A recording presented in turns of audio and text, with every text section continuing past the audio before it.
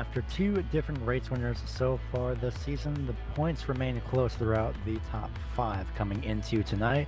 And, well, it's another night race here at the virtual Knoxville Raceway, the sprint car capital of the world, located at the Marion County Fairgrounds here in Knoxville, Iowa. It's race number 3 now tonight of the Dirt Street Stock Series, presented by the Bootleg Racing League here on the global SimRacing channel. I'm Gary Weaver alongside DJ Clark with Sean Ambrose in the director's booth, who's using cameras provided by Dougie Beard.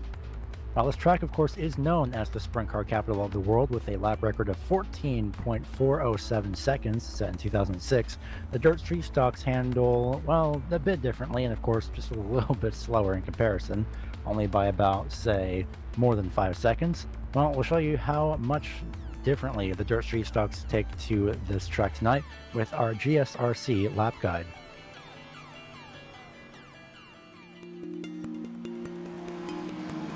You are looking at the sprint car capital of the world, Knoxville Raceway.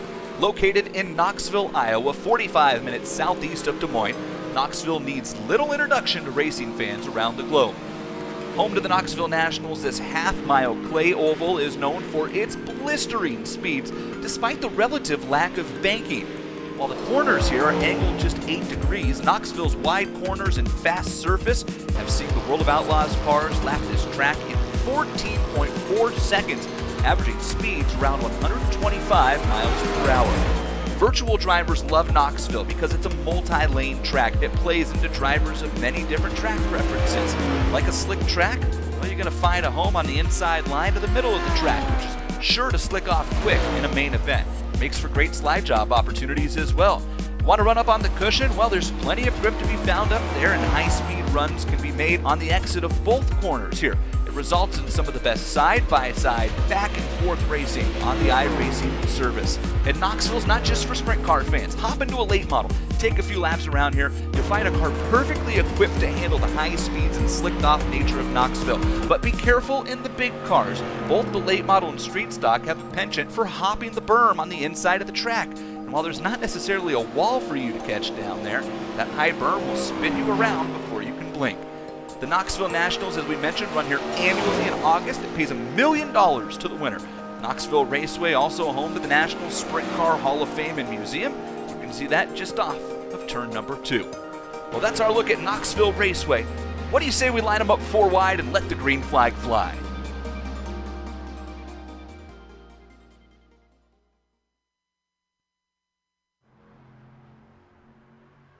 And that is your GSRC lap guide here for Knoxville Raceway. As the drivers make their way around, DJ Clark, go ahead and give us some information here on tonight's track. Thanks, Gary. Well, as you heard in that wonderful GSRC lap guide, we are here at Knoxville, the half-mile, 8-degree banked sprint car capital of the world. And these street stocks, they're going to be a whole heck of a lot of fun to watch. Whereas we were in the tight confines of that turn 1 at Weedsport last week, Knoxville is wide open in these cars. You're going to see a lot of guys taking a lot of different lines, trying to push up on the cushion or ride down hard on the berm, which is one of the really unique factors here at Knoxville. Is it's almost like an AC/DC lane coming in and out of the pits. There's a massive high berm that's very easy to jump over. And when you're in these cars, it can be very difficult to actually see.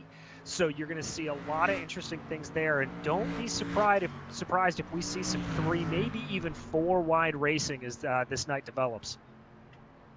Definitely would not be surprised, as this race has had some very close finishes in the past year in the Bootleg Racing League. And tonight, well, your race details for tonight is, of course, round number 3 of 11 here, utilizing the Dirt Street Stock with a heat race format. So drivers will be 6-lap heats. 3 drivers will go automatically to the feature, and then the B main will be setting the rest of the field. 24 cars will be guaranteed to make the feature, and of course everybody is all on the exact same setup. So for here, it comes down to skill and just knowing the tracks, and that's of course where the practice sessions come into play. But in the meantime, well, DJ, what's our championship looking like coming into tonight? Well, you can see right there Bobby Rafferty taking a 10-point lead after his victory last weekend with 157 points. Behind him, John Hine with 147, only 10 points back. J.R. Shepard holding third place there, ahead of a close battle for fourth place between Steven Spies and Brendan Proudfoot, who were the winners coming out of our first round, but they had a bad week last night at Wheat Sport. So look for those two guys to really be on the charge here tonight.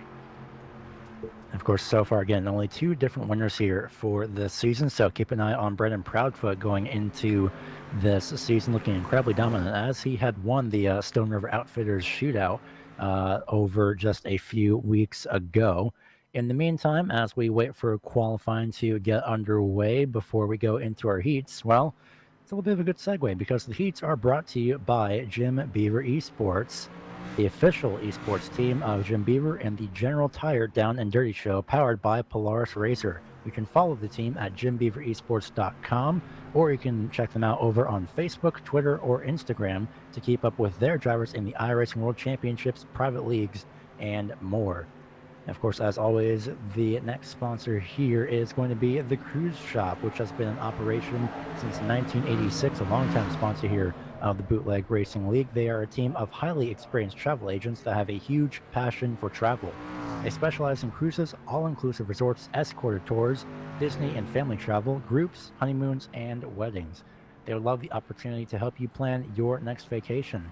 You can give them a call today at 260-755-6125 or visit thecruiseshopfw.com.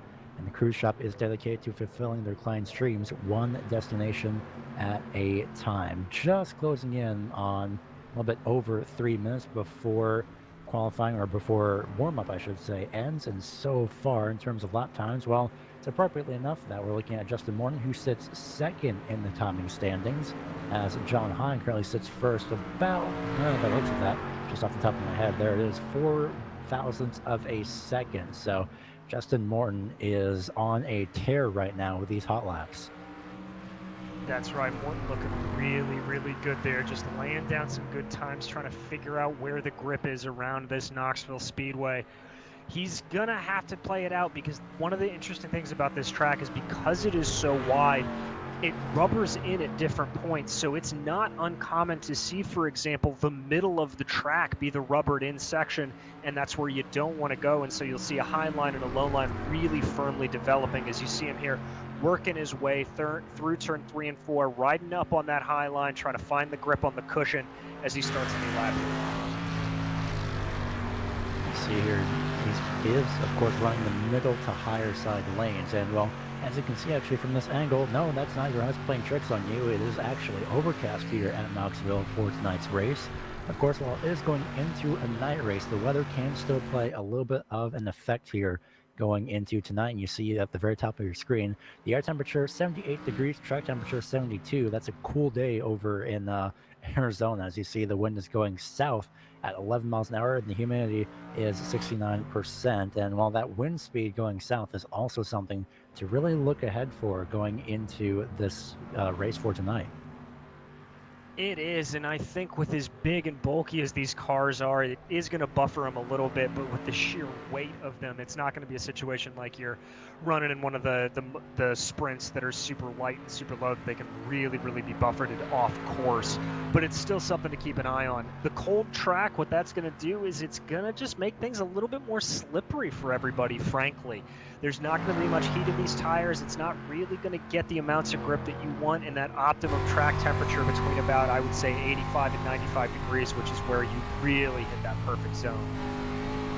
Right on board, Kenny Kibbe, and of course, as you see over there at the bottom left, or bottom right side, I should say, of your screen, well, timing and scoring over at gsrc.tv, so if we do somehow inadvertently miss anything, you can also keep up to date with that, or also follow your favorite driver over there on gsrc.tv, and that is active right now, so you can see where everybody is right now in terms of their lap times, or just everything in general. So closing in on the final 30 seconds before we go into our qualifying session, as we take a look at Joe Segala, currently in 7th place in our timing standings, and that fast lap for him was a 23.395. At the moment, he, like everybody else, has not really improved after setting that fast lap. He hasn't, and I think it's something that's going to be weighing on the minds of these guys as we start to get into qualifying, and that is you want to get out there and get down at least one quick lap as early as possible in qualifying here in the next about 5 seconds when we start it up. You don't want to wait for this track to rubber in, as the preferred line will really start to get away from you.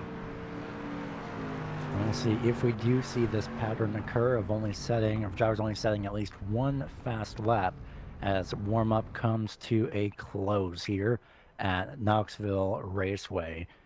And now, this time, it's a matter of setting the fastest lap as the track state, as the virtual water trucks come out. And now, at this point, it's a matter of seeing, well, who's going to set the fast lap, who's going to get the pole. Keep an eye, I'd say, on Brandon Proudfoot and, of course, the 7 machine of Bobby Rafferty. And keep an eye on Steven Spears as well. Just keep him in the back of your mind because he has been lurking around the top 5 so far in these past 2 races. Gary, you took the words out of my mouth there on Steven Spears is the one to watch. You know, really putting in a good performance 2 weeks ago at Eldora. Last week got caught out early as we see Andrew Fry there crossing the line to start his flying lap. Spears is really going to be looking here to put down some good time, so he is one to watch today as we watch Cody Castleman starting, and there is Chris Davis involved in that late incident last week at Weed Sport.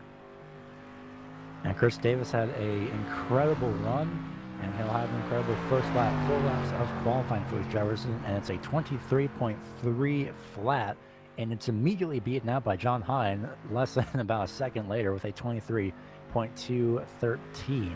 And so far, well, that's going to be appearing quite a lot throughout this qualifying session as we take a look at Justin Morton. He sets a 23.310. Does Chris Davis improve at the line? No, a 1/10 of a second slower and a little bit of change as well. And there is the one and only Bobby Rafferty, who has a new paint scheme here for this week, as you can see. So I'm pretty sure Bobby Rafferty is thinking, well, after saying that fast lap time, I might as well try another attempt if necessary. As Brandon Proudfoot as well, only the similar paint scheme, only with a different number. And to the surprise of not a lot of people, Bobby Rafferty topping the timesheets. First guy to break into the 23.1s at this point. Proudfoot here going to be trying to do it, as you said, in that new yellow paint scheme. Slings it, gets a really nice, good line coming out of 4. That's exactly how you've got to take it. You don't want to push the car too hard as he crosses the line. 23.181. That's going to put him in second place behind Rafferty. And speaking of Bobby Rafferty, he is about to set up his final qualifying time. And here is the, of course, one and only Steven Spears in the 55 coming around to finish his qualifying run. Unfortunately, no improvement. So he'll be with a 23.367. As Rafferty will come around to wrap up his qualifying run as well. Off turn number 4 across the line. Is he faster? He is not slower by about 0.2 of a second. Again, that just recurring pattern of only having one quick lap time. Todd Liston, unfortunately, not able to improve as well. He's also 0.3 of a second slower. Yeah, really looking like that track is just starting to rubber in and make things slower as you see Shepard bouncing off the walls a little bit there. Brendan Myers, getting that tail hung out there, collecting it under him, coming off the turn 4. Looks like it's going to be a slow lap for him here with a 23.981. That's not going to improve him. He's currently mired down in 18th place. Tom Liston finishing up his lap time. Shepard taking the low line throughout turns 3 and 4 this time around. And unfortunately, a 1/10 of a second slower. He will not improve on his lap time. So at the moment, looks to be a relatively finalized version as Brendan Myers crosses the start-finish line, not able to improve. And he is incredibly close to just barely getting into the 23.4 second range. As you see Kenny Kibbe, 4th place now in the timing charts, crosses the start-finish line. And he is able to actually nearly match his lap time. So first guy we've really been able to see get close to that original lap time as Brendan Myers now crossing the line with a 23.572. Close but no cigar. Kibbe trying again. If you look at those top 3 qualifiers right now, Rafferty, Proudfoot, and Hine, kind of like what we talked about before in the similarities between this track and Eldora, those guys are the podium positions from Eldora. So these big wide tracks clearly favoring those 3 drivers. Kenny Kibbe, in a sense, improving as during practice he didn't have the best practice time of 23.45, so that improvement pushing him up to 4th place in qualifying is, I'm pretty sure, a huge relief for that number 14. So at the moment, 30 seconds remain here in qualifying. Everyone has wrapped up their qualifying times, and now it is just a matter of waiting. But you see there, .01 seconds separating Proudfoot from Rafferty. So this could be another similar race to Eldora, where we're going to be seeing the 7 and 22 battling out throughout the whole race. But again, John Hine lurking in the background, same with Kenny Kibbe, pretty much the entire top 5 all within a 10th of a second. And then it's all back to 10th place to be within 0.2 of a second as qualifying wraps up when we get ready for Heat 1. It's going to be a good one, and watch during these heat races. Steven Spee is qualifying well down the field there. He's going to be looking to charge up towards the front. He is not going to be happy with that qualifying time. He's hoping he will be able to improve here going into these heat races and secure himself a spot, which is going to be within your top 3. That's 5 car heats going into tonight. And this first heat consists of Bobby Rafferty starting off in first, J.R. Shepard in second place. Third place is going to be Bobby Hayes. Joe Segala will start fourth, and Todd Liston will start fifth. Nobody's going home. That is for sure. At this point, it's pretty much just a matter of seeing where everybody will sort themselves out, if you can lock yourself in or not. If you don't, well, for tonight, there's nothing to worry about, but in case if we have more than 24 drivers, you might have a little bit of worrying to do if you don't make it into the top 3. As looks like Bobby Rafferty, while I thought he was going to take the outside lane, trying to get accustomed here under the pacing. And you see him there squiggling back and forth, trying to warm up those tires. Track temperature has fallen another degree to 71, so I think that's going to start to be a concern here as these heats go along. Wind still going south at 10 to 11 miles per hour. And looking, of course, at the Knoxville Raceway track map, well, that is pretty much going to, at least from this camera shot, the left side of turns 3 and 4. So it's basically right in the middle of the corner. So turns 3 and 4, you could probably get a very successful slide job with that tailwind. You very well could, and this is going to be a race and a whole night where I think passing is going to be a lot more plentiful than we saw last week at Weed Sport. Wide open track, a lot more lines to take. This is going to be a battle rather than a just hold position fray. Pace truck getting ready to pull off.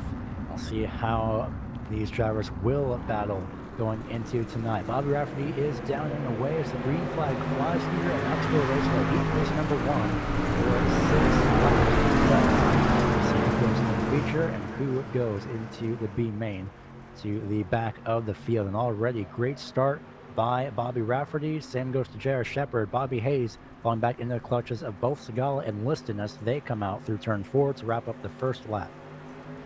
Todd Liston really starting to battle here hard with Joe Segala. That was really and truly, they're losing out on that top line. You've got to run a little bit lower there. As you can see them, the differences in lines there really starting to play out. Liston now able to get ahead of Segala. Segala, who started way up in the field, falling all the way back now. Entirely comforting for Joe Segala as of yes. They round off turn number 4. Go back down the main straightaway. Once again, passing through turns 1 and 2, passing as well. The National Sprint Car Hall of Fame Museum, you see there in the background, J.R. Shepard setting the fastest lap. He's actually closing in as well to Bobby Rafferty as these last 2 drivers of both Segala and Liston continue to battle it out. As we jump back up front, you can see Bobby Rafferty really just holding that advantage over J.R. Shepard. Shepard able to keep back a little bit of time in the middle of the corner, but not able to close down the straightaway. You can see they're diving in, taking that sort of middle to low line there, pushing on the berm, but not going too hard. Rafferty still holding that advantage. Shepard able to claw into the corners, but not get anywhere near close to Rafferty in front. Yeah, it's a solid 4 to 5 tenths of a second. It's hovering in between there for these front 2 runners. And of course, if you make contact with the berm, you're going to have one of 2 things. Either that berm is going to pull you around to the inside, or it's at least, if you're lucky enough, it will slow you down. So we'll see if anyone has the unfortunate, misfortune of making contact with the berm as they run the inside. So far, as we come to the final lap, and half lap remaining for Bobby Rafferty. No one has done that in this heat, and it's going to be something that these drivers into the next few heats will be looking out for. Running this inside lane, and it proved successful for the 7 of Bobby Rafferty as he'll round turn number 4. He advances to the feature, along with the 98 of J.R. Shepard and Bobby Hayes in the 13, as Joe Segala and Todd Liston will be battling out between themselves and others into the B main. Really, really great run there from Rafferty, just holding that advantage and never taking it away. As we now start to grid up for the second heat tonight, and starting in that first position is going to be Brandon Proudfoot, followed by Chris Davies. Steven Spees there in third place. He's going to be looking to hold that position, get himself a guaranteed spot into the A main. Justin Wilson there, as well as Brendan Myers, rounding out the top 5 for this second heat race.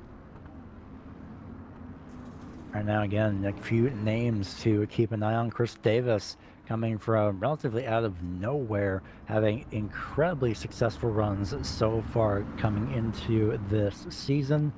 As well, he is 9th in the point standings, unfortunately. So after one bad race, it's not looking too well, but he's looking to make it a little bit better coming into tonight.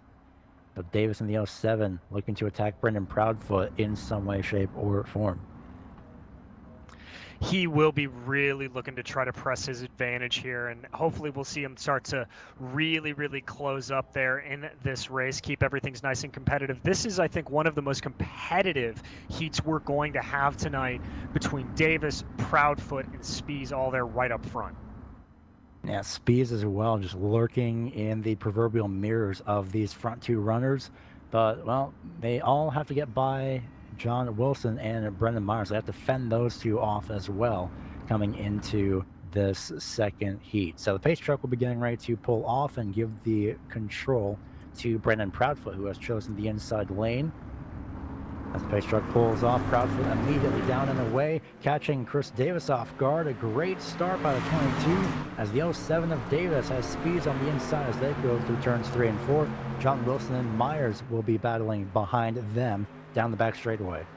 And it looks like Davis not able to really take full advantage of that momentum he had going into turns 1 and 2, as he and Spees look like they make a little bit of contact there in turn 3, but Spees, and that's Proudfoot! That's Proudfoot around! Proudfoot must have over-rotated, but no caution, unfortunately, for the 22, but fortunately for essentially everybody else. Steven Spees out front. Brendan Myers goes to 2nd from 5th to 2nd, and now Chris Davis will still remain in 3rd, at least for now. He does have John Wilson still lurking behind him, but possibly over-rotate, maybe a hardware issue for the 22. But in the meantime, this is going to be great news for Steven Spees going into the points, and that goes for, well, relatively everybody in this heat. Exactly. It's a great run here from Spees, really able to capitalize. He was just far enough back and on that inside line to be able to just keep the power down around Proudfoot and take over that first place position.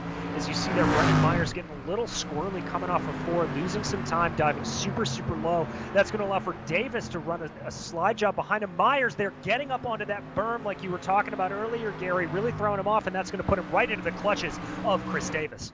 Almost a bump and run going into turn 3, coming now to 2 laps to go. Almost a bump and run by the 07 of Davis, who got right on that back bumper, the 25 of Myers, as we ride on board, and we see just how close this really can be. Believe it or not, they were nose to tail there throughout turns 1 and 2 on that corner entry. Davis going to be looking to attack heading into turn 3 possibly in this final lap. As well, Steven Spees continues to run away. White flag for him this time by as Davis looks to the inside.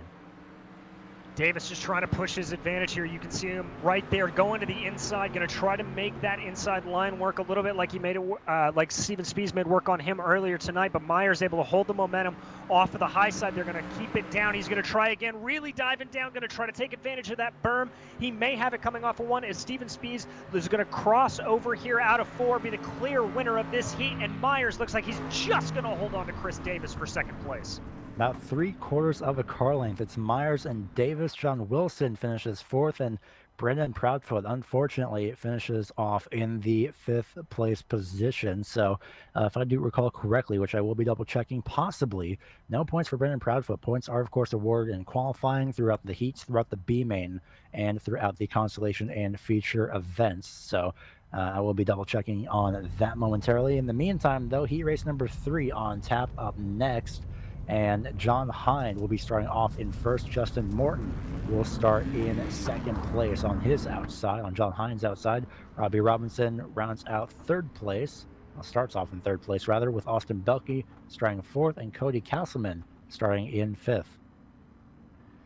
It will be, and thinking about that last race, that was just an absolute heartbreak for Brendan Proudfoot. Really, really going to hurt him, not only in points for the heats themselves, but in the overall championship, as now he is going to have to start well back in the field, even if he is able to charge up through the B main.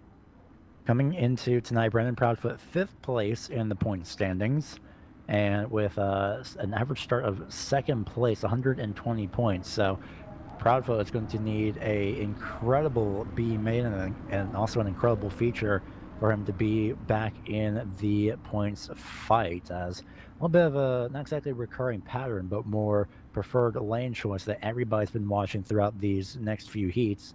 Keep an eye on Heat 4 coming up next as well to see what the leader chooses. Everyone has chosen the inside lane and has not budged and attempted to move the outside lane, which of course is understandable, as the inside lane so far looks to be the most preferred lane. No one wants to risk running that outside lane just yet.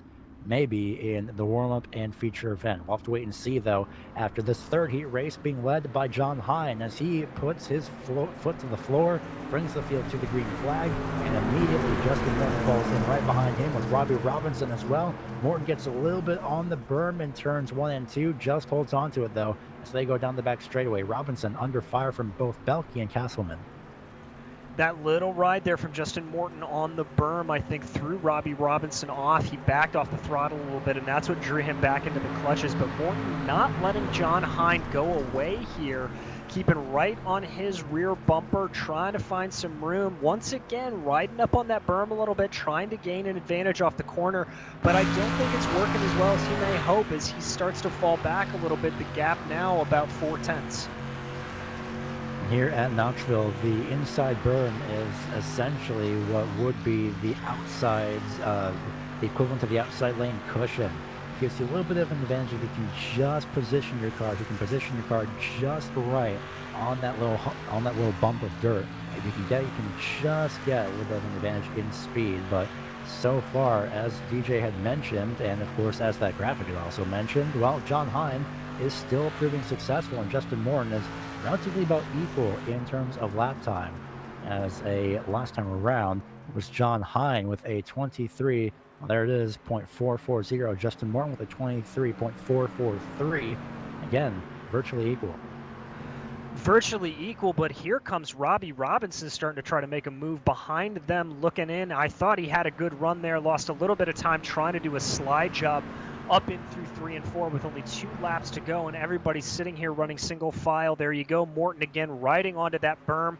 That may pull him back into the clutches of Robbie Robinson a little bit, but looks like Hine is just a little bit unattainable tonight.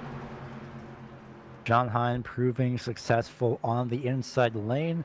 How much will this apply going into tonight's feature event, as Justin Morton moves about a lane higher, about half a lane higher actually, going into turns 1 and 2 here on the final lap. Half a lap remains with John Hine in control. He'll get an easy win here and an easy advance into the feature event. John Hine in the 71 wins heat race number 3. He'll advance to the feature along with Justin Morton and Robbie Robinson directly behind. Cody Castleman and Austin Belke will go into the B main to sort themselves out amongst others on where they will start off in the feature event. Heat race number 4 coming up next. Heat race number 4, the last one to decide who is going to be in the A main or directly and who has to grid themselves in the B main.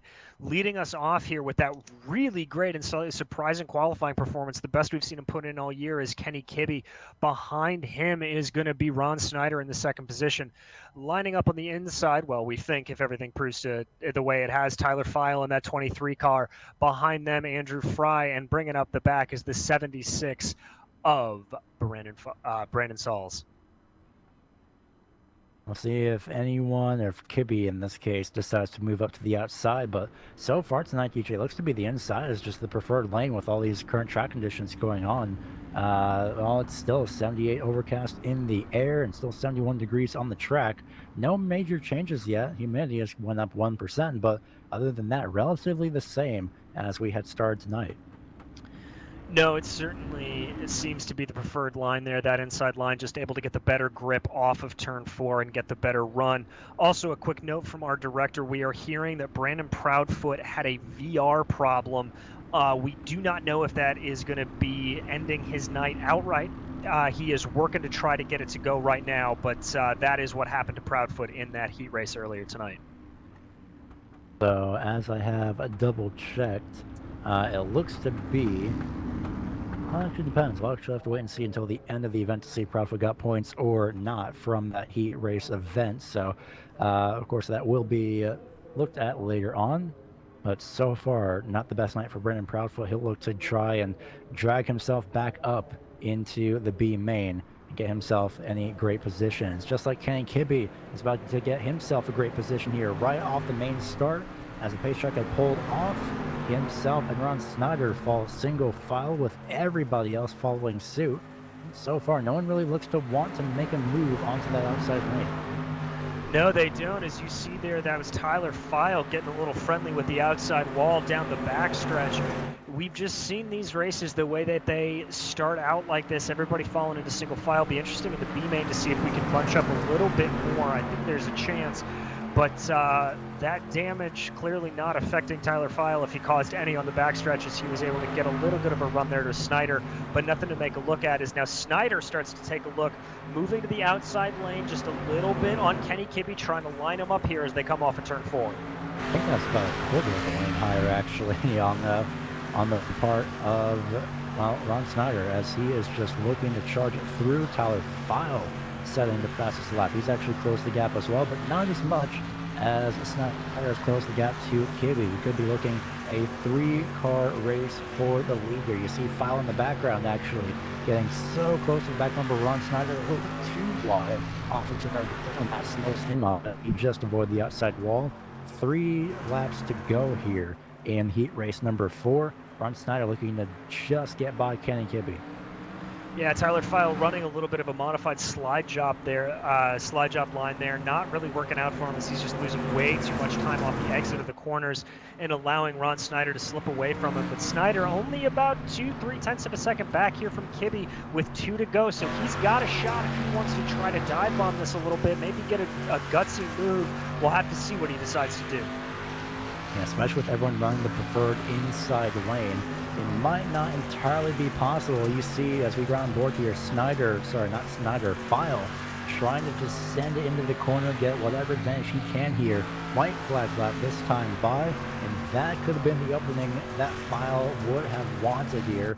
But we'll see if Snyder gets that same opening here as we take a look at Kenny Kibbe and the rest of the top 3. Into turns 3 and 4 they go. No major moves as Snyder looks to try and send it into the inside. It will not prove successful. Off to number 4, it's Kenny Kibbe in heat race number 4 going to the feature along with Ron Snyder and Tyler File. Andrew Fry and Brendan Sauls will go into the B main to sort everybody else out. The rest of the top 8 of the field, or bottom 8 of the field, I should say, going into the feature event. Exactly, and now it is time for that B main. As you see here lining up on your screen, this is the B main gridding. Leading us off in the first position is going to be Joe Segala, followed by John Wilson in the number 2. Cody Castleman in the 86 lining up in 3rd place. Right behind him, or to the outside of him, is going to be Austin Fry. Following them, Todd Liston and Brandon Proudfoot in that 6th position. We'll have to see if his VR problems have been solved. And then in the final row, Austin Belke and Brendan Sauls. I've also had the unfortunate reminder that hardware issues do exist, as Brandon Proudfoot has experienced, and it's something, especially when you're racing. Luckily, it's a dirt track, though, for Brandon Proudfoot, so nothing too major. He is able to get back in, and at this point now, we're just waiting for the pace truck to make its way off pit road Does Joe Segala decide to make a move to the outside lane and be the one to try and see if the outside lane is going to be the preferred lane, or will he stay on the inside? He does have, I believe, until the start-finish line to make his decision whether he starts inside or outside. Segala looks to stand firm on that decision that no, the inside lane is pretty much the best, as lights have now turned on here at Knoxville Raceway. First race under the lights. They have, is always a good sight to see these dirt cars glinting under the lights like that. And for Segala, I think there is no reason not to want to take that inside lane, as we have seen in almost every heat race, in 3 of the 4 heat races actually, that we have seen the winner take it by taking that inside lane. So good move from him there, but we'll have to see if any of these guys behind him can do anything to change it up. We saw a lot of Tyler File in that last race trying to do something new, so we'll have to see if anybody can try a line like that in this B main. Brennan Proudfoot starting on the outside lane in the 3rd row, not going to be particularly helpful to him, so he's hoping that he can at least salvage a portion of this night going into the feature, as Joe Segala waits for the pace truck to pull off 10 laps, as everybody will make it into the feature event. The outside lane trying to get a good jump, but it will not be the case, as Segala leads them to the green on turn 1. Relatively everyone side by side, a few slides here and there in the different lanes, but right now it's Segala running away with the lead. John Wilson and Cody Castleman battling that for second as they go into turn 3.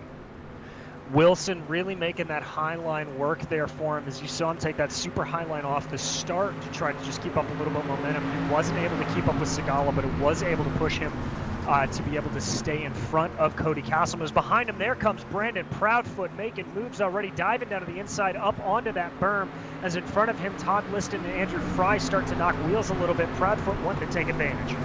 And he's actually using the berm on corner entry, trying to get a double overtake. It will not help out, unfortunately. At least it does, I should say, but it doesn't help out Todd Liston, who gets shuffled out to the inside lane. He does hang on to it, and so far only loses at least a couple positions. He's under attack by Brendan Sauls. As they both make contact, Sauls up and over on the back straightaway into turn 3. Surprisingly, no caution as of yet, as Segala rounds his way off turn number 4 down the front straightaway. Sauls does take the toe, and for second place, as Wilson is trying to defend himself from Cody Castleman. Castleman down on that preferred inside line. Wilson, really the first guy we've seen make this outside line work at all tonight, trying to keep that momentum up as they go around here. And Proudfoot just lurking in the background, waiting to make a move here. 7 laps to go at the line. Proudfoot smells blood in the water, and he wants that 3rd place position. Proudfoot probably going to be another double overtake once again. I wouldn't be surprised if he hadn't worked the first time. Surely he might have been very correctly so. That would work the second time. He sees, and you see there, this line opening. You can see just from this onboard shot what he wanted to do, but shutting the door is Cody Castleman, heavily defending the inside lane as we're halfway through B main here. As well, it is continuing to spice up. Joe Segala continues to run away. And while it's going to be a double overtake in turns 3 and 4 again, as Proudfoot is to the inside, 3 wide for second place off turn number 4. And it's a 3-car drag race down the start-finish line, down the front straightaway. And just like that, move Brandon Proudfoot to second place if he can defend the inside lane. Cody Castleman putting up a little bit of fight here to the inside. That double overtake set up by Castleman, getting a little bit of squirrely on that last lap, coming into 3, pushing John Wilson out wide, and that gave Brandon Proudfoot the opportunity he needed to be able to make that move, as he now pulls across at the stripe with full car ahead of Cody Castleman, firmly securing himself into that 2nd position. Really great drive from the back here from Brandon Proudfoot. Castleman almost got a bit too much on the berm and possibly almost over-rotated a bit too much, as he's trying to hang on now, at least for that 3rd place position, defending himself from John Wilson. With 2 laps to go, that's so far proved to be successful. And interestingly enough, John Wilson, while we were wondering how many drivers were going to be running the outside lane, And now that this night has continued on, Wilson and a few other drivers in the background, such as Fry and I believe Belke, have been starting to move themselves up the racetrack. Castleman does the same with the final lap here this time by, though.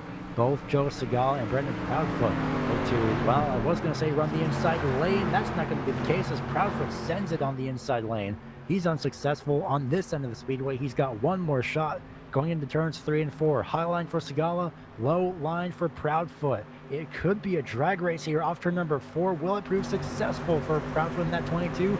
Side by side off turn number 4, and by just about a full car length is Joe Segala proving successful. Proudfoot comes across in second. Third place, Cody Castleman. Fourth place, John Wilson. Fifth place, Andrew Fry. Austin Belke, Todd Liston, and Brendan Sauls, 6th, 7th, and 8th. What a final lap that was, and what a charge from that 22. Brandon Proudfoot just putting on a masterclass of how to overtake here at Knoxville. I got to tell you, Gary, he is one to watch in this final A main here tonight as the cars start to come out for their 5-minute practice round before we get into that A main. He's going to be starting from roundabouts, if I can do my math right, I think that puts him in about 13th position on the 14th, grid. Possibly. Yeah, and he Somewhere is just around going to charge if that's the case. So he is going to be a whole lot of fun to watch in the A main. I mean, let us keep in mind, he started 6th. He finished in 2nd place after doing 2 double overtakes on the inside lane, utilizing the berm. So if I was anybody that had already advanced from any of the first 4 heats into the feature, if I was watching that, I would be keeping a very, very close eye on that. And I'd be trying that out myself here, as we actually, I believe we just saw, or that shot change, I believe we just saw the 07 of Davis riding the berm a little bit as well. So, yeah, and I see the 7 as well of Rafferty. I think some of these guys have been very much paying attention, and rightly so, to see what Proudfoot has done and see if they can apply it to their race going into the feature. Very much so, as you're seeing these guys start to experiment with lines. And as we mentioned before, the water trucks have been out here at Knoxville resetting the track state to about 15% run in. And now these cars coming back out, getting this 3.5 minutes or so of practice left. So starting to rubber in a little bit more, but it is a reset from where we were. And Gary, as you were talking about being able to run that berm here at Knoxville, it's one of the things that makes this track so utterly special, is that you have a cushion and you have a hard berm, and if you know how to do it, you can run them both to perfection to use both of those embankments to really boost up your lap times. The thing is, you could almost essentially use the cushion on one side of the track and the berm on the other side of the track, or maybe both, or just, you know, just go vice versa on whichever lap you think suits you the best. And that is going to be really something to look forward to. That is, of course, if anybody wants to even run the higher lanes going into this feature event, as we saw the majority of the field, which is, well, relatively everybody, save for maybe 2 or 5 drivers, running, well, relatively the very inside lane from the berm all the way to about, well, where we see Justin Morton now and Steven Spees, just about that middle portion of the track. No one really wants to run the very top lane just yet. No, and especially as we do have this track reset, I think that's what you're going to see at the beginning of the A main, is a lot of low running. But as this track starts to degrade a little bit, rubber in, change, you're going to see guys maybe making a move to that higher lane. Now, nobody's going to really be wall riding here as we talk about on other tracks. The banking at Knoxville is only 8 degrees, and it's so wide that taking the car all the way up to that high line really doesn't help you that much unless you've got a firm understanding of the car. That said, you are going to see guys starting to push on that middle high lane, I think, a lot more, especially in the beginning parts of this race where you may be going 3-4 wide. That's exactly what Justin Martin was doing through turns 1 and 2, and we'll see here in 3 and 4. And, oh, by the way, keep in mind that while we do have 40 laps total for each and every individual driver, that's the key thing. It's for each and every individual driver. In total, out of 20 drivers, if all 20 drivers run 40 laps, that's 800 laps in total that this track has been run on by every single driver combined. Not 40 laps alone.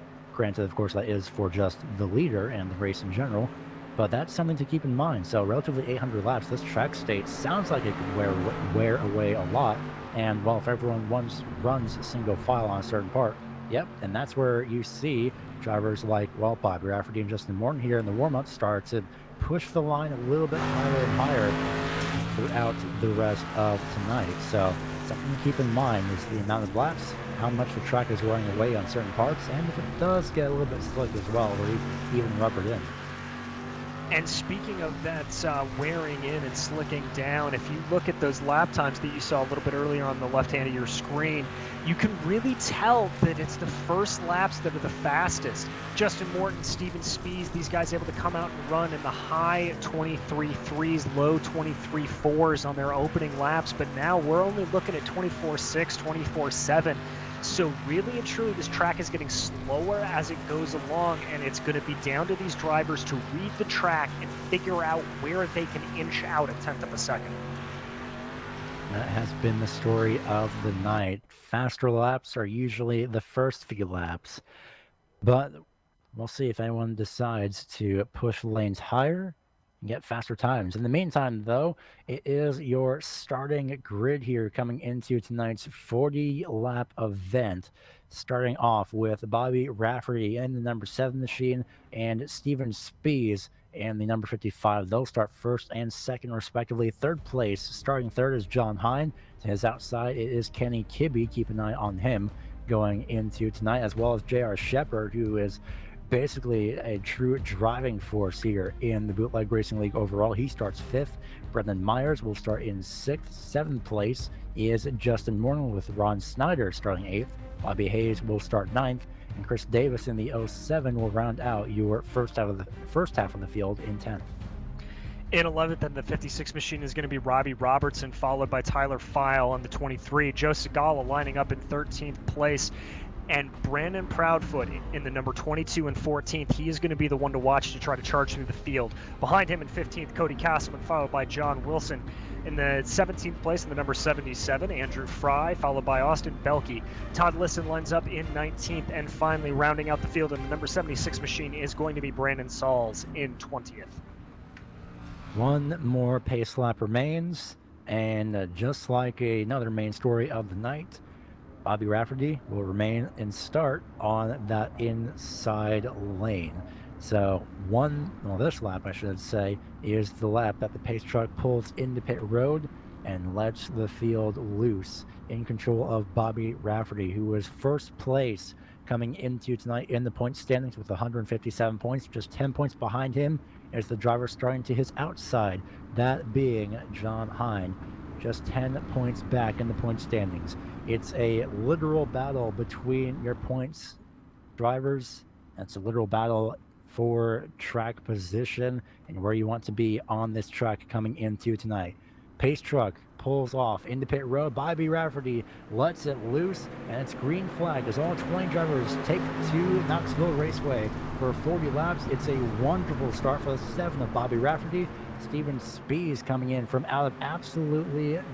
coming in from second place, I believe. Actually, there's a little bit of a mislook on my part with Steven Spies starting off in second. But a great job by everybody here throughout the top 4. Everyone else side by side throughout the rest of the field wrapping up this first lap. Everybody keeping it nice and clean there, and great start, as you mentioned, from Rafferty. He pushed Spies up the track a little bit, got him onto the gray, and then put the pedal down. But here comes Steven Spies back on the inside. He's going to have that preferred inside line as they dive into 3 and 4. It looks like Rafferty's going to try to hold the momentum out around the outside. Spies trying to still hold on. They're going to be side by side here, coming down the main straightaway, with Kenny Kibbe looking in to maybe be able to pick up a position if somebody makes a mistake. Is looking to just follow in the tire tracks of that number 7 machine of Bobby Rafferty. Just a little bit of a correction. That was Steven Spies that started on the outside, who actually does a slide job to the 7 of Bobby Rafferty.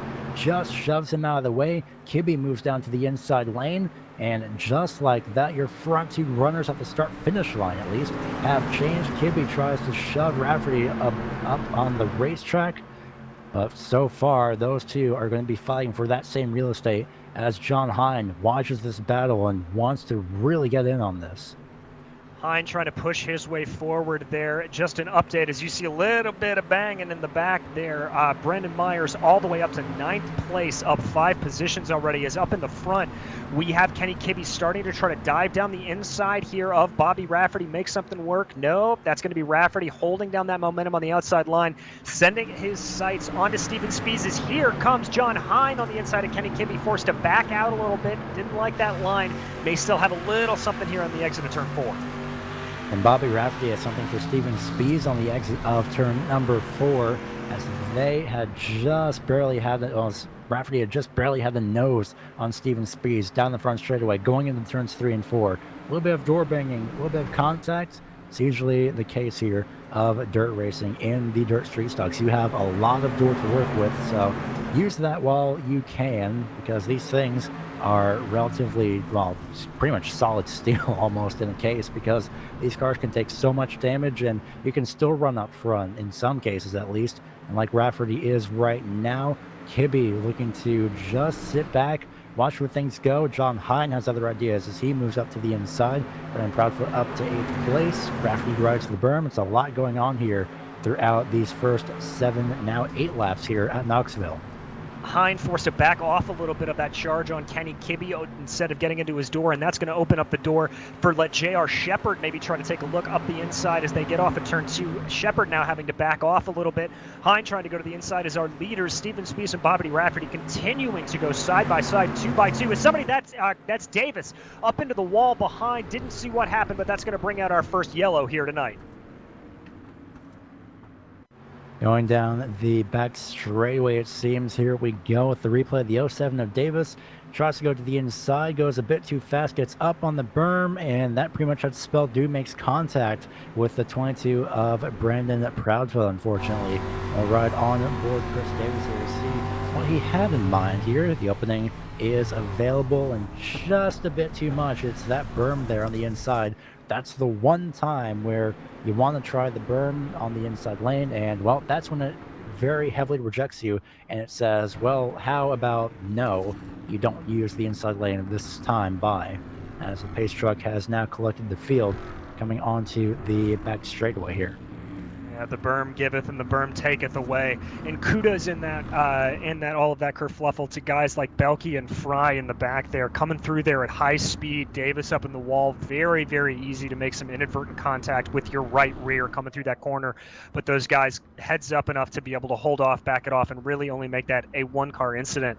The only catch, however, being is that he did get into a little bit of Brandon Proudfoot. Now, looking at Proudfoot's car, doesn't look like there's a whole lot of damage on it, so I think he was able to escape it, but just a little bit of that continued accident share with Brandon Proudfoot. And you know what? As I say that, I do think Proudfoot's got a little bit of damage on the left front.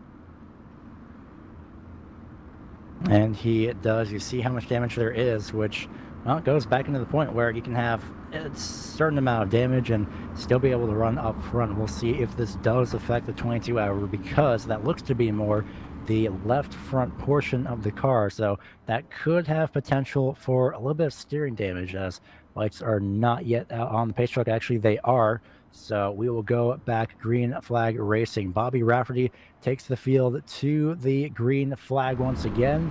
Steven Spies in the 55 will make his way around in his tire tracks. And there you see Kenny Kibbe trying to get a line on the inside, but that's going to open up the opportunity for John Hine to move up into 3rd place there. J.R. Shepard now challenging Kibbe, and Proudfoot all the way down to that super low line, trying to make this 3 wide. Kibbe's going to get a little loose, and that's going to open up the door to Brandon Proudfoot, making this 3 wide in a nice little diamond here between Kibbe, Shepard, and Myers as they dive into turn 1. Well, there goes that steering damage theory. If he does, it's pretty minimal, and no surprise there, as he could still be able to wheel it around on this inside lane. Everybody running the middle to higher lanes here, slowly pushing up the dirt, wearing away that top side. It could be by the end of the night see some drivers running right up against that outside wall. And all right, now John Hine looking to go to the inside of Steven Spies. Drag race down the back straightaway, and it could be your front 2 runners now for sure, running 1 and 2 into turns 3 and 4, although that's not going to be the case, as Hine got a little bit too high made a little bit of contact with Steven Spies, but he's still able to hang on to that. Both drivers still continue forward. Both drivers continuing on forward, and Bobby Rafferty continuing to lead there as Spies and Hine get into each other a little bit. Hine up into the wall. That's going to open up the door to Kenny Kibbe. Brendan Proudfoot gets pinched off there between Spies and Kibbe as they go down the backstretch, but everyone keeps going, opening up the door again. Kibbe is just all over the place here now, forcing Spies off wide, opening the door to Proudfoot down the inside. They're going to go too wide as Spies tries to find a way on the outside, doesn't really get it. Proudfoot again going for a slide job here. Hine able to avoid it. Kibbe as well. Spies looking right up behind Proudfoot as Kibbe and Proudfoot now going side by side into turn 3. 14 of Kibbe almost had almost gotten turned there into turns 3 and 4 at one point. Luckily, everyone hangs on to it, about going 4 wide for maybe even a couple moments, as a little bit too much onto the inside berm. It's a 22 of Proudfoot, although he did get lucky this time. Kenny Kibbe, though, fights back on the outside lane. He wants this third place position. He wants to get by the 22 of Proudfoot, but that inside lane proving a bit too successful as Proudfoot slides up. Kibbe with the crossover down to the inside, and it's a drag race once again here at lap number 18, coming to lap number 18 here. Kibbe might want to try a slide job of his own, that is, if he does have room for it. However, he does not, so Proudfoot now fights back on the outside.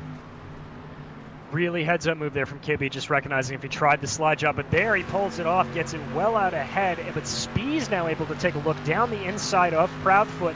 He's going to take over that 4th place position, firmly ahead by the time they go into 3. This is going to get a little bit gnarly here. Everybody getting close on the exit, and they're going to keep it all collected together. And now Spies able to be just about right side by side with Kibbe as these guys continue to scrap here for this 3rd, 4th, 5th place spot. Really, really good battle here. A great shot that was. Shout out to, again, our camera provider, Dougie Beard, because that camera shot comes in very handy with things like that, like we saw a lap ago. 3 drivers going side by side, practically almost 3 wide, all sliding at the same time at relatively the same angle. It is absolutely beautiful in some cases. And, well, this proves to be, well, one of those cases where every single camera could pretty much come in handy, as it's still continuously almost 3 wide at least. Proudfoot not letting that inside lane go down without a fight. However, the rest of the top 4 are saying, well, you can try as much as you want, but we're not letting you pass us without a fight. And that is proving very, very much so between the 14 of Kibbe and the 55 of Spies. These drivers have been running 3 wide for about, what, 5-6 laps now at this point already. And finally, Spies gets by the 22 of Proudfoot, all while we have 19 laps to go. And Bob Rafferty is just well, having a Sunday cruise up at the front, about 1.3 seconds ahead. Rafferty just pulling away, looking in his rearview mirror and thanking whatever gods he may pray to that this is a good battle behind him, as he's just able to check out and zone out as everything's starting to calm down just a hair behind them.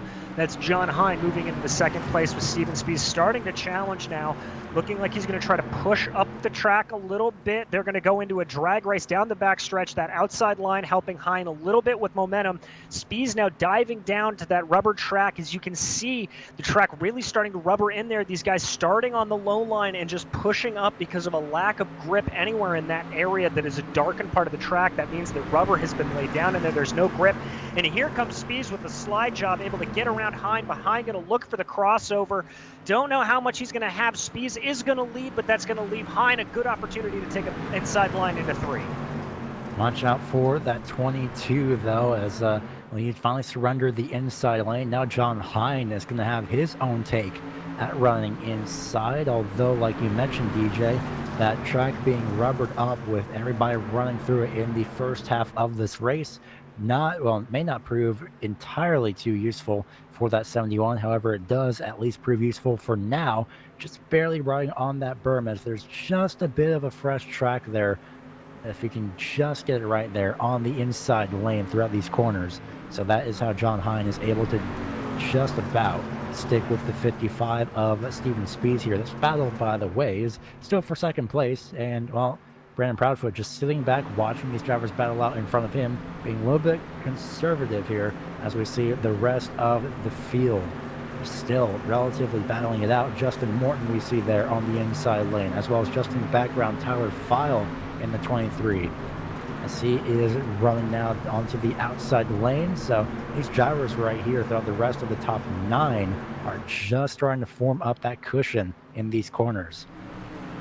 They really are, and you were mentioning how there is that little bit of area of good dirt down there just below the cushion. What you want to do is, if you're John Hine, what he has been doing is get that left front tire in there, let that grip it up, and then let the rubbered in part of the track sling the car around, and that'll really help you to get some good speed around these corners. And he really is making it work to perfection here, but Speed's not giving anything away. They are absolutely dead matched as they dive into 3.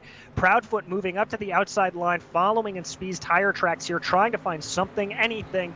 Hine having the advantage off the corner, but that high line giving a little bit more momentum to Spees as they fan out through 1. Now Proudfoot going to that super duper high line, almost riding the wall. That's going to give him some mega momentum coming down the backstretch. Has to back off a little bit as Spees moves him up to the wall, but Proudfoot now diving to the middle here, trying to find something.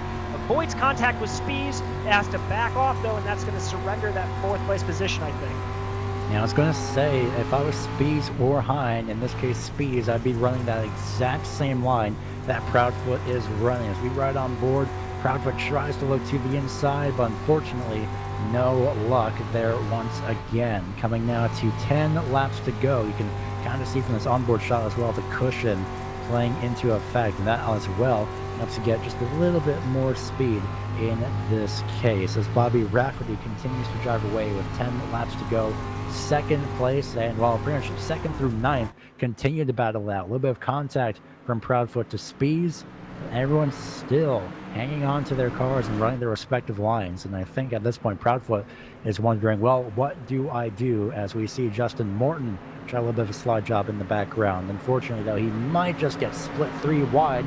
So he actually had a little bit of contact with Tyler File, but Morton hangs on to it.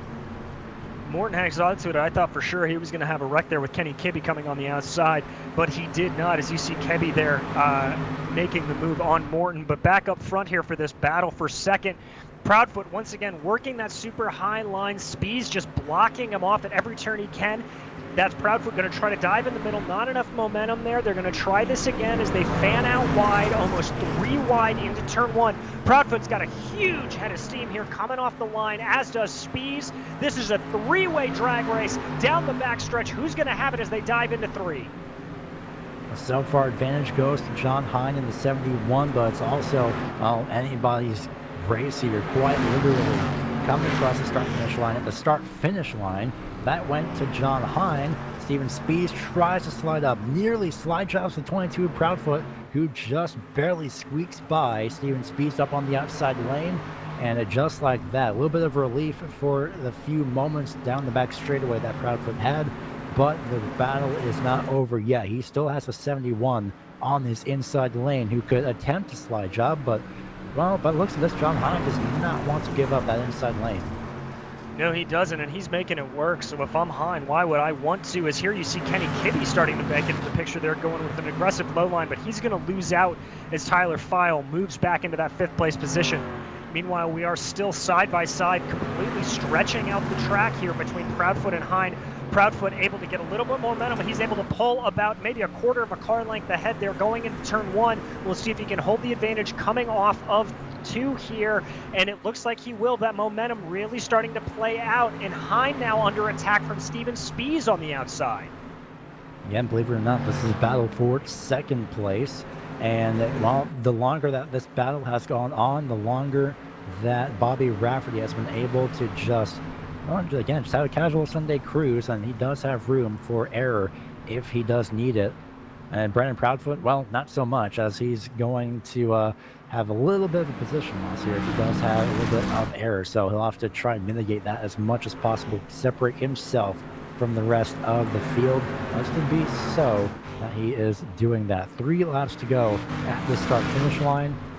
Proudfoot continues to run the outside lane. Steven Spees tries to run the line that John Hine was running. Tyler File tries to peek his way into the top 4 battle.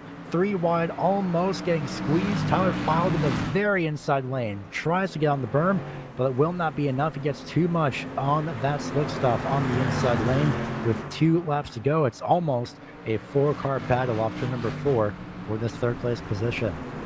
Yeah, that mistake there from File opening up the door to Kenny Kibbe coming up into the picture here, starting to push up behind Steven Spies, but Spies able to keep that momentum going off the high line, just get about a nose in front of John Hine here, really able to make this work well as Bobby Rafferty about to cross the line for the white flag here. He has been the class of the field here tonight at Knoxville.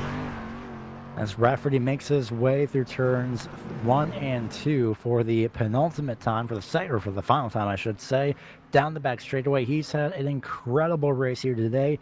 Everything went in his favor, and for the second time this season, the defending champion will get another win here at Knoxville Raceway. Bobby Rafferty in the 7 in victory lane once again. Second place is Brendan Proudfoot, and a drag race for third. It goes to John Hine, just by about 3/4 of a car length, barely beating out Steven Spies by the looks of this, about 2/100ths of a second. What a race this has been. Congratulations as well to the 7, and great job on the part of Brendan Proudfoot, even with damage, dragging his car all the way up to second place. But Bobby Rafferty with a clean run here tonight at Knoxville, DJ. Wow, just what a race this was tonight. I mean, that is how you get it done here at Knoxville if you're Bobby Rafferty. But you are absolutely right, Gary. That P2 through about P6 battle with Proudfoot, Hine, Spies, Kibbe, File, absolutely incredible. Exactly what you want to see out of a dirt race. Really, really great job from all of the drivers here tonight to just put on one heck of a show. And well, speaking of shows, our post-race show will be coming up momentarily here as the 7 of Rafferty parks in victory lane. His teammate in the 22 will be parking it just behind him. Keep in mind that, well, during our momentary break, that upcoming races will be shown on your screen. And well, we'll be right back with our unofficial results. And we'll give you the top 5 updates in the standings, as well as an interview with your top 3 finishers here on the Global SimRacing channel.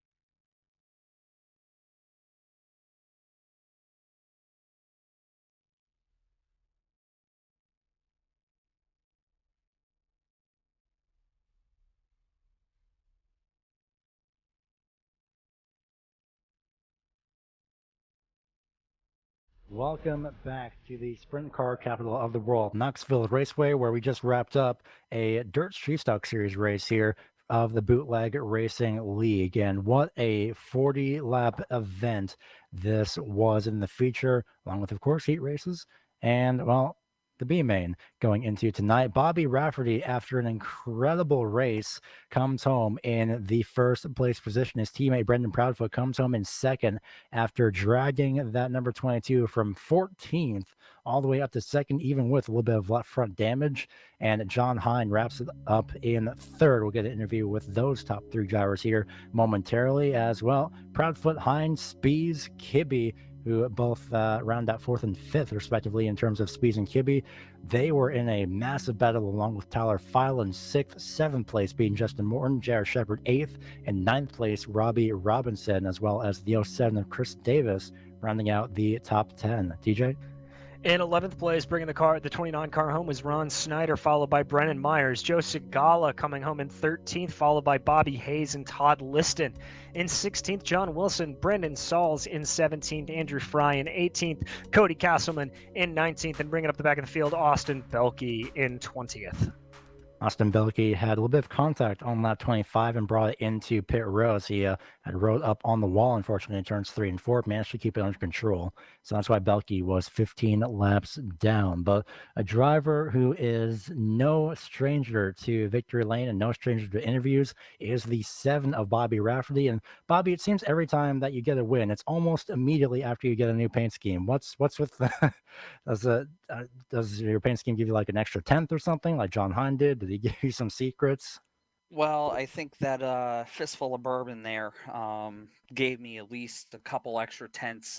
We're super, super grateful for the guys over at Fistful of Bourbon jumping on board as our primary sponsor for the entire team. I can't say enough about these guys.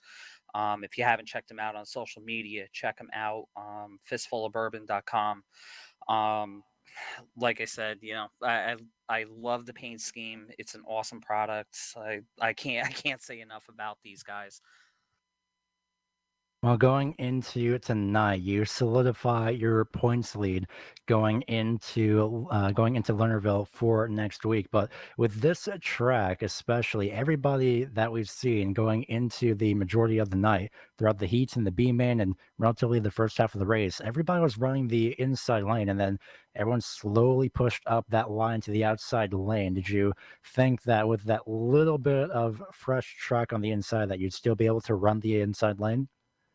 The inside was there for only a couple laps. iRacing did an update to the way the moisture is in the track again, and I was a little bit afraid that it was going to get single file, but from what Brandon was telling me, I was missing all the 3-wide fun back there. But the line changed quite a bit throughout the night. It started on the bottom, then it was that middle line, then it turned to the slider, then it turned to the top. Everything seemed pretty even, all within like a tenth and a half. But I expected that bottom line to stay in there a little bit longer. But when Steven started hounding me, I was like, oh, okay, I guess we got to go up there now a little bit quicker than I'm used to. And luckily, it did pay off for you, especially in the end. A 3 seconds of a 3 second gap, actually, at some times as well. So, a great race for you here tonight going into the points championship, again, solidifying it by nearly 20 points. So, who'd you like to give a shout out to here or thank for another race win for the season? First and foremost, like I said, I have to give a huge shout out to our new primary sponsor for the entire Jim Beaver eSports team, Fistful of Bourbon. I've also got to give a huge shout out to Chris Leone, the Motorsports Drop, all of our normal sponsors, General Tire, Polaris Razor, Vision Wheel, Rigid Industries, Dirtfish, GSP, XCB Axles, Gibson Performance Exhaust, Acronis, Sans Racing Fabrication, O7 Designs, and then I've also got to thank our series sponsors, the Cruise Shop. As always, they've been on board with Bootleg for ages and ages. I know I sound like a broken record every week, but we really, really appreciate all their support, and obviously my team for jumping on now for the second season in a row on Friday nights, and then Chris Leone and the Motorsports Drop jumping over with us on Saturdays. But I just want to let everybody know, take a look out for the hashtag winners get whiskey, because I'm hoping throughout this season between myself and Brandon, you're going to be seeing that a lot going forward here. We're looking to double up here on 2 in a row for a championship for me. So we'll see how it goes. Tough competition, but we got that bourbon behind me. I think we got enough to get going here. And definitely was enough for tonight. We hope to talk to you again next week. Congratulations on your second win this season. That was defending champion Bobby Rafferty. And we'll send it over to DJ Clark, who's standing by with Brandon Proudfoot. Brandon, I think it is absolutely no exaggeration to say that that was without question the drive of the day, fighting your way back up through the B main and again through the A main. What was going through your head during all of that? Oh, patience. 40 laps is a lot of time and a lot of distance to cover here at Knoxville, and uh, yeah, just a lot of patience, paying attention where the track goes, and being able to just rally on compared to last week. I mean, it was an impressive drive, and obviously that battle with John and Steven and Kenny there at points was just kind of the class of the field.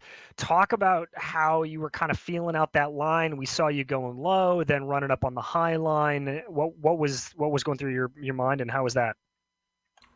Oh, they're in the middle of the race there. I believe the strongest line was the slider line, and they were both kind of doing that.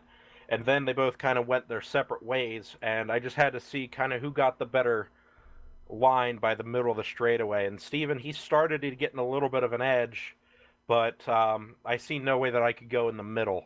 So I seen him get a little more in the edge. I believe it was around lap 30. I said, well, if I can't go between them, I have to go outside or inside one of them. John, he's up. That's up on the berm. Steven, there's a cushion out there. That's where I had to go.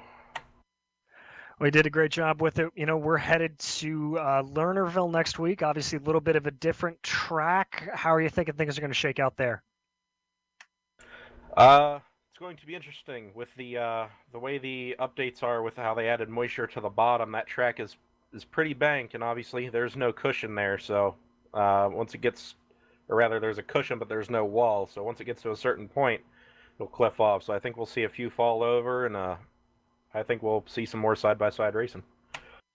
Well, that certainly makes me happy. Brandon, before we let you go, anybody you need to thank here tonight?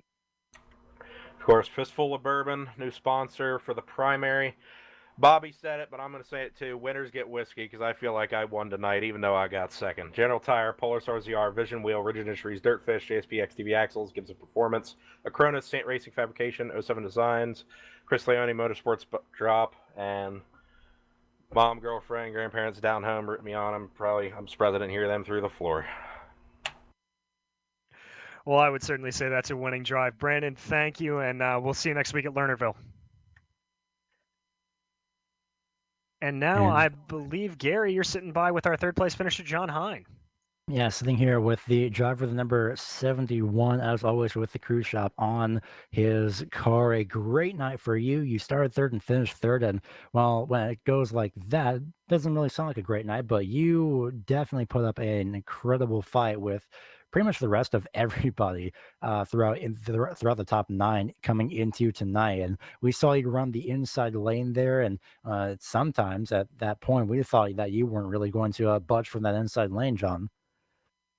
Yeah, I was down there, and that's where we started in third. So I was down there, made up some ground, and stayed right on those other guys. So I figured it would come in, and it did. But I could have gone faster down there. But with Steven up on my outside for pretty much the entire race, I could never take the angles in there to really get it to roll.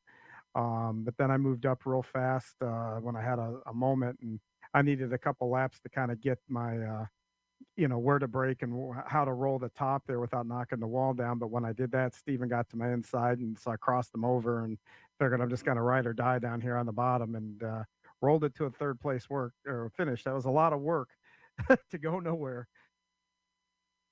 At the same time, they put up an incredible defense, like you mentioned, with defense and, well, just defense in general. It's great to see how everyone has all these different ideas coming into tonight with the different lines and how it handled. And, well, of course, you were in heat race number 3. So with that as well, pretty sure you're paying attention to the line that everybody else is running in the first 2 heat races before you as well. Yeah, I did, and it's amazing. This track changes quickly, and I was actually on a little bit of a different line, but paying attention to where those guys were going, I was able to anticipate where I needed to be, and kind of made the heat race kind of easy there. I put some distance on Justin pretty quickly, where he wasn't right on my bumper, and that just goes to paying attention to what that track is doing and getting the game plan before you get in the car. Next week, of course, we head towards Lernerville, where the outside lane, in a sense, is preferred, but at the same time, it's more of a huge no unless you want to go off the racetrack entirely. So, your thoughts going into Lernerville for next week? That track is, I think everybody that I know has a love-hate relationship with that track. It's a lot of fun to get around, especially when you can rip along the top pretty good, but um, oh, real easy to go off-road in there once you go over the top, and that embankment that down the back is, you don't want to do that. Let's just put it that way. Before we go ahead and let you go, anyone that you'd like to give a shout out to for your third place position here this afternoon? Yeah, absolutely. I'd like to thank Preston for making me look good. That car just looks so sharp. I'm so thrilled with the way these cars look. And anybody that's out there in iRacing, wants a sharp car, look up Excellent Sprint Ramps on Facebook. Contact Preston, and he'll get you set up. Also, would like to thank Brenna over at the Cruise Shop. 2021's looking promising. We're going to get to start traveling again, and our passports will actually be worth something. So you can make your plans now if you want to go, off to Europe, you want to go out on the high seas, you want to go to Disney World. Now's the time to do it. Go to thecruiseshopfw.com. And I'd like to thank my wife. She's just fantastic to let me do as much racing as what I do. And I really cannot express on how much I appreciate it. And of course, we appreciate you and your time. We have to talk to you again next week at Lernerville. Yep. Thank you guys very much. You guys have a good week. And that is third place finisher John Hine. A quick update as well on your championship standings. Well, it's still Bobby Rafferty and John Hine first and second. Stephen Spees has went from fourth to third. J.R. Shepard has went from third place to fifth place. And who's in the middle? Well, it's Brendan Proudfoot, who snuck his way up through the field into what's now currently a fourth place points position. So going into next week, your championship is Bobby Rafferty, John Hine, Stephen Spees, Brendan Proudfoot, and J.R. Shepard. And while DJ with Lernerville next week not having an outside wall, well, that's going to be something for these drivers, I'm sure, especially after this week. Oh, most certainly. And I really do want to commend the Bootleg Racing Series for changing up these tracks as we've seen. We went from the wide open Eldora to that tight, narrow turn one of Weed Sport to the just massively wide Knoxville, and then going to Lernerville. It's going to be a completely different show. Lots of banking, so you can really push up and get a lot of speed up through those corners. But as you said, there is no wall, so there is no forgiveness. And I certainly think that you may see a guy or two start to tumble over the edge. But as it always does, I think it's going to produce some great racing. Of course, always has produced great racing. And, well, we are going to go ahead and give it thanks of our own, starting off with the sponsor of the heat races being, well, Jim Beaver eSports, the official esports team of Jim Beaver and the General Tire Down and Dirty Show, powered by Polaris Razor. You can follow the team at jimbeaveresports.com or over on Facebook, Twitter, Instagram as well to keep up with their drivers in the iRacing World Championship, private leagues, and so much more. And just like John Hine had mentioned, we'd like to thank the Cruise Shop as well, which has been in operation since 1986. They are a team of highly experienced travel agents that have a huge passion for travel, and like John Hine said, look ahead for 2021. They specialize in cruises, all-inclusive resorts, escorted tours, Disney and family travel, groups, honeymoons, and weddings. They'd love the opportunity to help you plan your next vacation. You can give them a call today at 260-755-6125, or you can visit thecruiseshopfw.com, and the Cruise Shop is dedicated to fulfilling their clients' dreams one destination at a time. I'd like to thank the Bootleg Racing League for having us continue the coverage of the Dirt Street Stock Series here, as well as their Grand National Series as well over on Saturday nights. You can also see the companies that provide the software and hardware that allow us to do these broadcasts listed here on your screen. Additional thanks goes to June Lalonde, who provides our wonderfully incredible music. If you're interested in having her provide some of her great work to you, you can contact her at the link in the description below, the link that you see on screen. If you'd like to find out more about GSRC, including upcoming races that aren't currently going by on your screen, you can find it at globalsimracingchannel.com, or you can check out our social media, which is, well, ranging from Twitter at GSR Channel, Facebook, which is Global Sim Racing Channel, or even Instagram, which is GSRC_Graham. Finally, if you'd like to support the channel, go and check out our merchandise store at gsrc.storenvy.com, gsrc.storenvy.com, or you can click the link in the description below if you're on a mobile device. Don't forget to hit that bright red subscribe button as well as the notification bell and set your preference to all so you don't miss a race here on the Global SimRacing channel. If the button is already gray, well, we're glad that you're enjoying our content and we thank you for your continued support of this channel. For the team today, co-commentator DJ Clark, director Sean Ambrose, and camera provider Dougie Beard, I'm Gary Weaver, and we thank you for tuning in to the third race of the Bootleg Racing League's Dirt Street Stock Series here tonight. As we sign off from Knoxville Raceway, we hope to see you next time. Remember to race clean, race hard, and we'll see you on the track.